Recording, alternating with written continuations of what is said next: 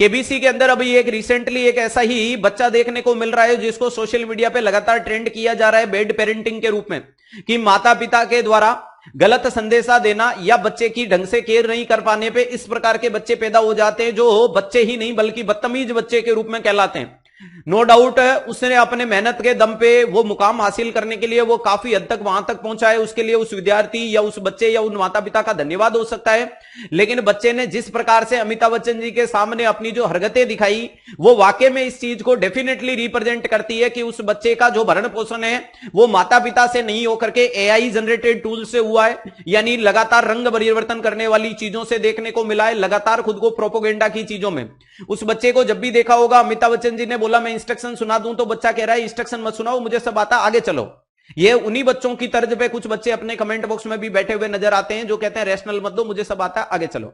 Clear है? ध्यान रखिएगा, जैसे ही क्वेश्चन आता था तो वो कहता है ऑप्शन मत दो, मैं डायरेक्ट आंसर दूंगा, और वो इसी फनाफनी के चक्कर में 4 क्वेश्चन के बाद खाली हाथ गया था, खाली हाथ आ गया। ये सेम हरकत आप लोग कर रहे हो, आप लोगों को वो खराब लगा तो आप भी सेम ही चीज कर रहे हो। जो विद्यार्थी लगातार ऑप्शन बिना सुने आंसर देने की उत्सुकता दिखाते हैं, जो बिना रैशनल सुने अगले सवाल पे जाना चाहते हैं, वो उन्हीं भैया की तरह 2 सवाल सही कर सकते हैं, 3 सही कर सकते हैं, 4 सही कर सकते हैं, लेकिन पेपर क्रैक नहीं कर सकते। ये मान के चलिएगा वो भैया जिस जोश में चल रहे थे, ये फाइनल था कि वो 2-4 दिन हवा में उड़ सकता है, 2-4 सवालों में उड़ सकता है, लेकिन वो केबीसी के अंदर 10 करोड़ या 16 करोड़ जो भी हाईएस्ट प्राइज है उस तक किसी भी कीमत में नहीं जा सकता।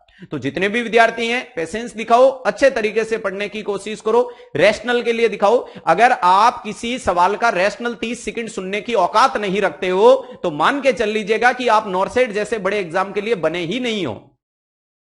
अगर तुम तोते वाला काम करते हो कि ए का और बी का बी करने वाले हो तो डेफिनेटली मान लीजिएगा कि आप जैसे विद्यार्थियों के लिए नर्सिंग क्षेत्र में कोई जगह नहीं बची है।